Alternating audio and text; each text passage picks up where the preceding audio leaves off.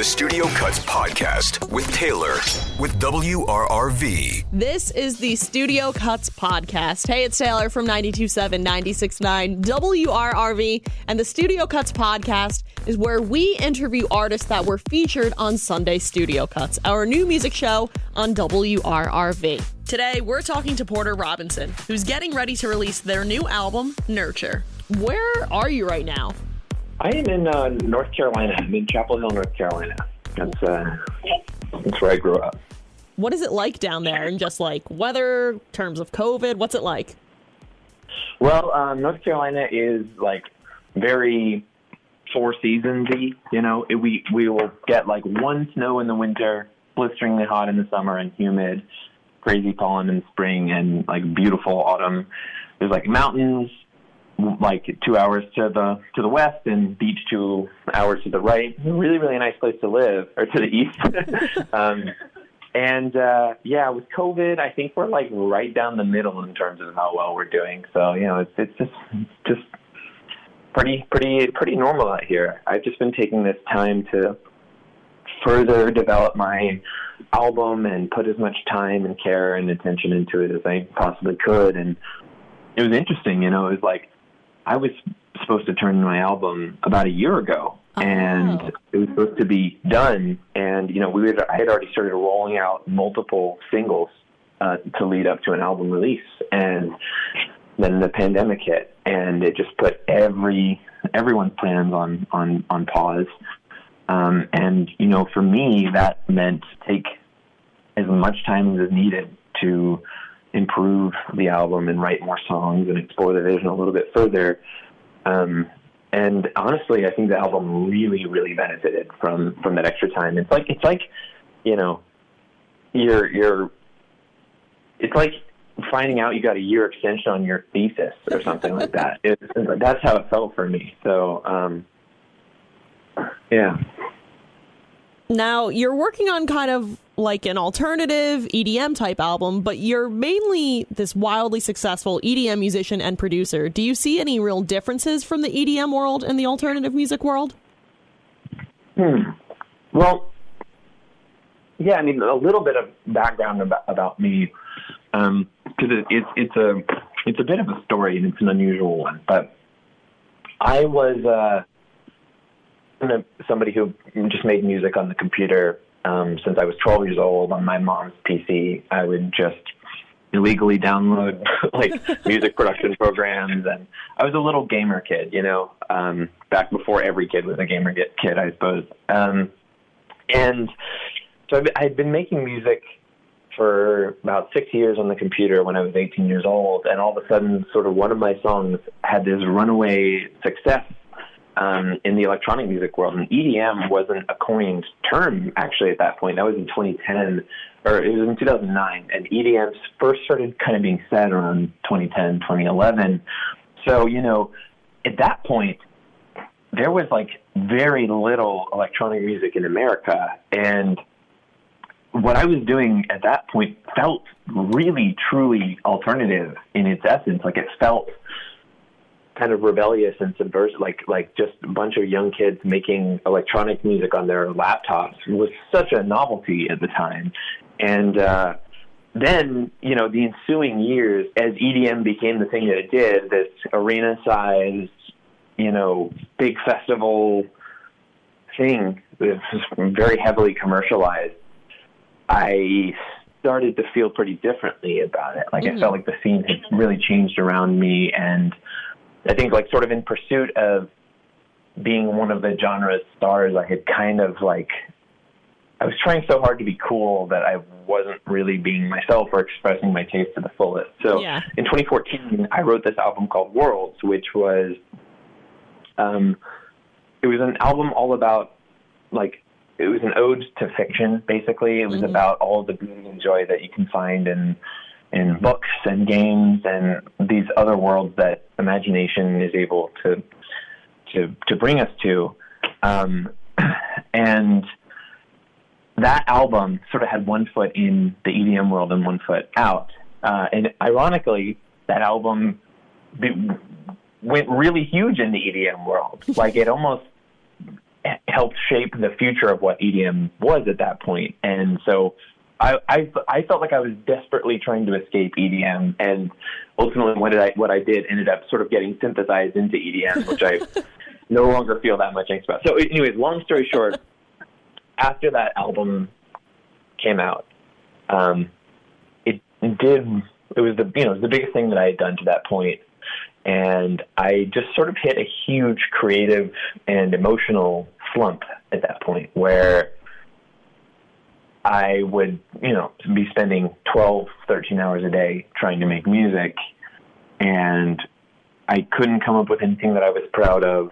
And the longer it went without me making music that I liked, the more desperate and more scared I became. And this album, Nurture, is about sort of how I clawed myself back from the brinks of depression and a total lack of a sense of meaning, and sort of learned how to make music again. And so there's a very long way of answering your question, but in the end, I think it has one foot in dance music because that's just like sort of what I know and where I come from. But I knew I wanted to write verse chorus songs, not like drop. That's where it feels a bit like pop and it feels a bit like alternative because the song structures are very verse pre-chorus structure. And so that's sort of how I got there. So now everyone knows everything about me. I mean, God, such a long answer. Forgive me. No, I love it. What is the story behind your song that's blazing up the charts right now, Look at the Sky? The earliest version of that song was written in 2016, and it was just a little melody in the beginning, the part that goes doo-doo-doo-doo-doo-doo-doo-doo, and I was like, oh, that's really nice. Like that, it was one of the first things I had in my creative slump where I felt like this is something I can sink my teeth into, like this can become a full song. And it took me a really long this sort of songwriting chops, the ability to actually write lyrics that I felt deeply satisfied with, and the ability to deliver with my voice, and to produce the whole thing. It just ended up taking like 3 or 4 years to make that whole song. And I think that song is it's a mantra of hope. It was like me at my absolute lowest when I was like, I don't think I can make music anymore.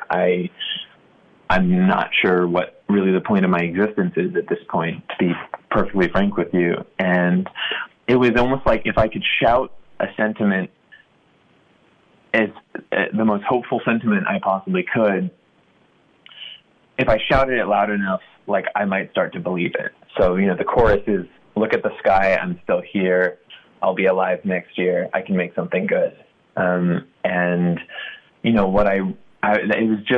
It was what I wanted to believe, and I think because as dark as things got for me, and as low as I sort of fell with anxiety and depression, the one thing that I really never wanted to lose was a belief that things could be better, and that there was a meaning to what I was doing, and that I just held on to hope, I think. And I think that's the defining trait of the album is it's about hope.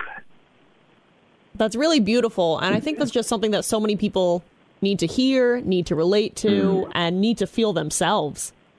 I agree. I mean, it's tough because there was a part of me that felt a bit strange putting out hopeful music into a world that is so deeply despairing at the moment. But the thing that I would remind myself of is that, yes, there's a lot of alarm bells that need to be rung, and there's a lot of problems that need to be solved. But if your information diet purely consists of basically despair and things that bring you outrage and things that theoretically should stir you to action, eventually it can get to the point that it's so overwhelming and the despair seems so hyper-saturated in the way that you see the world that, like, you can't take action. Like, if everything truly is as bad as the internet can make things seem, then like, what is the point of taking action? And so that's why I felt like it was important to make a hopeful album, because, like, without hope, without a genuinely held belief that things can get better, then you just get beaten into the ground by the problems that we face. And so that's where I felt like, you know, there are so many people who are very effectively, you know, bringing people to a place where they want to take action, or reminding us of everything that's wrong.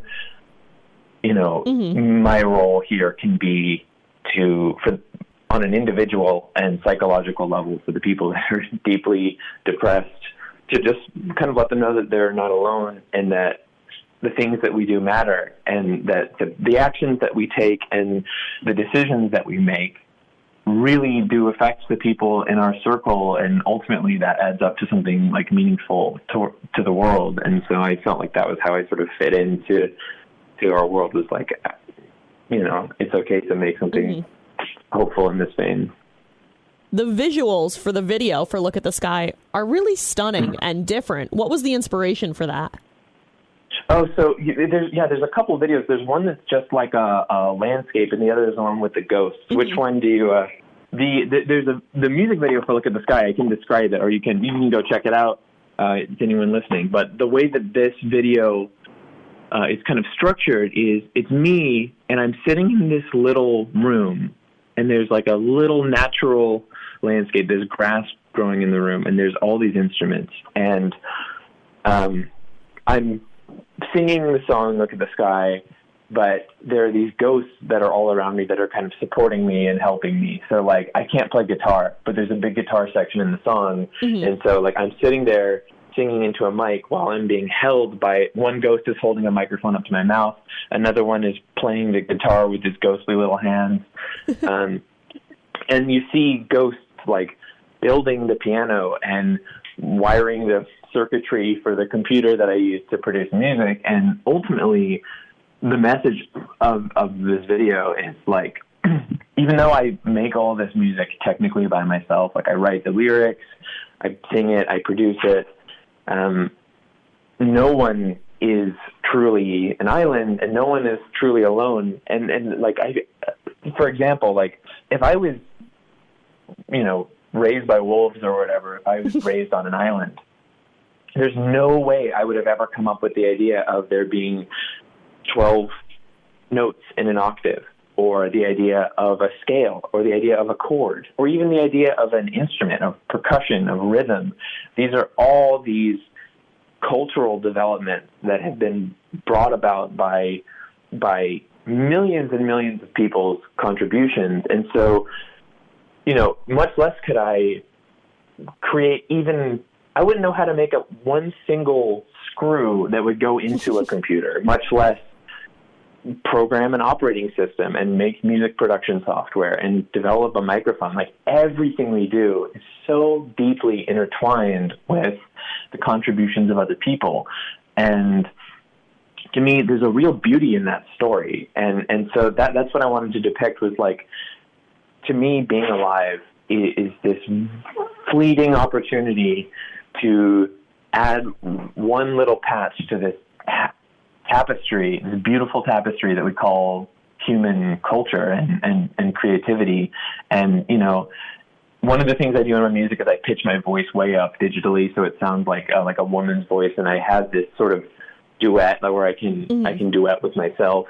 And, you know, if some kid out there, like, hears that and decides to make that part of their world and of their music, like, you know, I've contributed something. And you know, not to say that I was the first person to ever pitch my voice up in music, but you know what I mean? Yeah. Like, no one is alone in this stuff, and we're all contributing to culture piece by piece. And I think it's really something beautiful. So that's what the visuals of that song are about. All these ghosts represent human creativity. Speaking of the vocal work that you do, there's talk of some of that more digitally pitched voice and some other interesting techniques on the upcoming album. Can you tell us a little bit about that? Yeah, for sure. So one of my techniques on this album is I discovered, like, through this various combination of plugins that I could put this effect on my voice that sort of sounds like maybe like a child's voice or maybe like a woman's voice. I've always loved this idea of kind of being able to duet with myself. And a lot of the music that I love is sang by people with higher pitched voices. I'm not the biggest fan of like sort of low bassy male voice, and that's what I've got. But I just knew that the sentiments that I had in these lyrics, I didn't want to bring somebody else in to sing them for me. I just felt like it would feel too distant and impersonal and kind of cringe for me to have somebody else sing my feelings for me. I wanted to really do it myself, even though that isn't what I had done in the past in my music. So I kind of came up with this technique, and I just remember the first time I heard it, I was like, that is a sound, like, oh my God, like that is something really fresh to me. And it's so specific to our era, and it like wasn't as possible with older technology. So I'm like, I really want to jump on this. So yeah, like the second chorus of Look at the Sky is this sort of like cute, squeaky voice, and it's just me with a bunch of effects on. And I don't know, it just seems cool to me. I was like, I love any art that is really of its era, you know, and it felt like this could be something that's very kind of 2020s, you know. So I always like hope that in the future when people look back at whatever decades I was making music in, that they'll feel like it was kind of emblematic of the time. But that was such a 20s move, and you know, you sort of seal a little place in history through that sort of thing. Besides the vocal work, what else can we expect from Nurture? So Nurture is an album that is on the whole, it feels very hopeful. And I try to explore that angle in a bunch of different styles. But the best way I can just describe it is that there's a lot of lyrical content that's about kind of the meaning behind creative work and about music itself, and about trying to find a purpose. And the thing that I love in music more than anything else, like I remember the very first song that caught my attention when I was, I think, 10 years old. It was 1,000 Miles by Vanessa Carlton. I heard that on the radio, and it was like I had this musical awakening where I was like, wait, like this sounds really pretty. And like, I think that I just anchored on that. And I mean, there were a few other, like Daft Punk I heard when I was 11, completely changed my life. And that was sort of what got me into electronic music. But whenever I listen to my own music, I'm still like, man, these harmonies still feel very kind of 2000s pop rock or very Vanessa Carlton. I still love like Avril Lavigne and Kelly Clarkson and all these like, I think all this like 2000s like girl-led pop is like, I just love it. It just hits on all the right places for me. You put together a big virtual event called Secret Sky. What was it like getting that whole big event together, and how do you like performing virtually versus in person? Yeah, I mean, that was awesome, I think, because so that was early on in the pandemic, and it was when these virtual events were a little bit of a novelty, and it just felt like it was this great day where, like, I was able to take I think are cool and who I think are making great work that's deserving of more attention and put them all on the lineup. And it was just like this 12-hour nonstop. All of the artists worked so hard on their sets, not only musically, but putting together amazing visuals too. People had projectors set up in their rooms, and some people did stuff using like 3D, CG, like VR type stuff.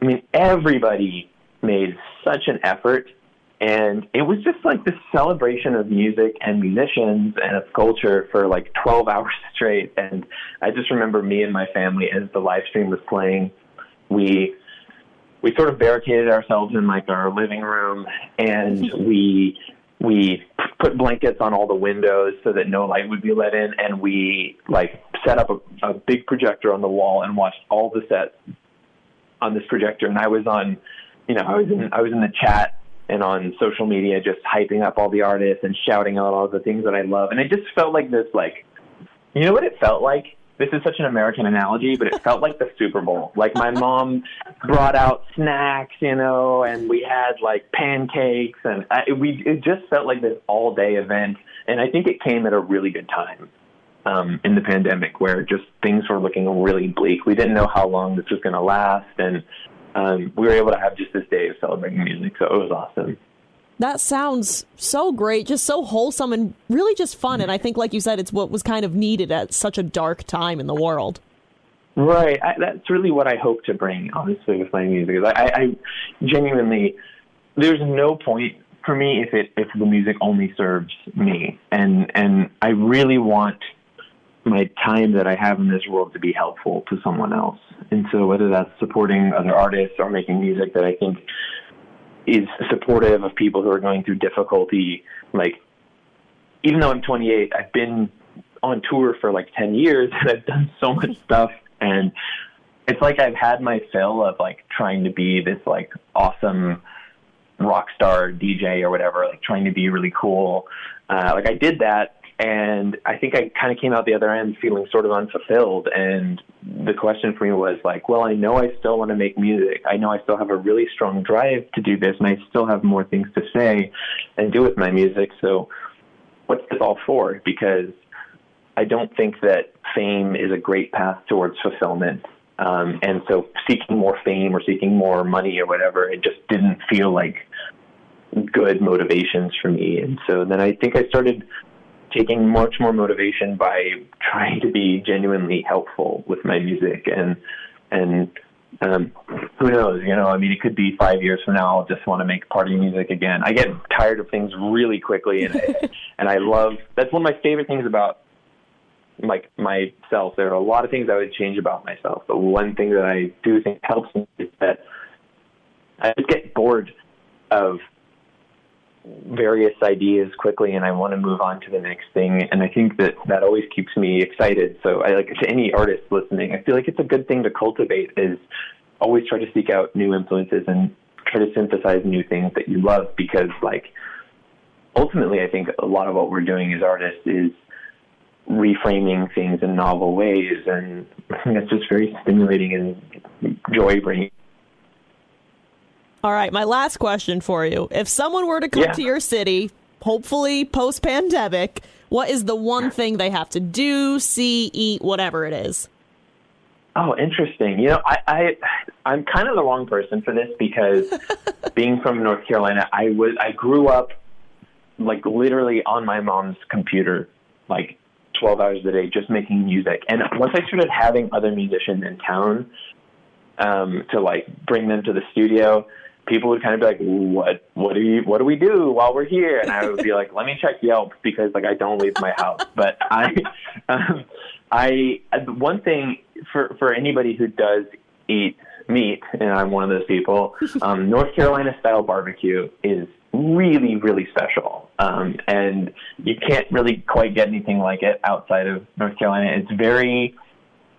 It's spicy, it's vinegary, it's not very sweet. And, you know, whenever I bring anyone out from, like, other barbecue sauces tend to be very thick and smoky and sugary, and the North Carolina style is a lot more, it's more vinegary, it's less thick, it's not nearly as sweet. It's really unique, and it's one of our main, like, cultural foods. I would say, like, eat Southern food, you know? And before you ask, I have no idea why I don't have an accent. I truly don't know. Well, that food sounds amazing. I might need to go have a second lunch now, because I'm so hungry after hearing about it. It's so good. Yeah, look up North Carolina pulled pork barbecue. It's awesome. Thank you so much, Porter, for hanging out with me and the Studio Cuts podcast. Thank you so much. Thanks for your time. Make sure to check out Look at the Sky by Porter Robinson. And watch out for his upcoming album, Nurture. And don't forget to catch Sunday Studio Cuts, a new music show featuring all of the up-and-coming alternative music, hosted by me every Sunday at 10 p.m. on 92.7, 96.9 WRRV. Join us next week as we interview another up-and-coming alternative artist on the Studio Cuts podcast.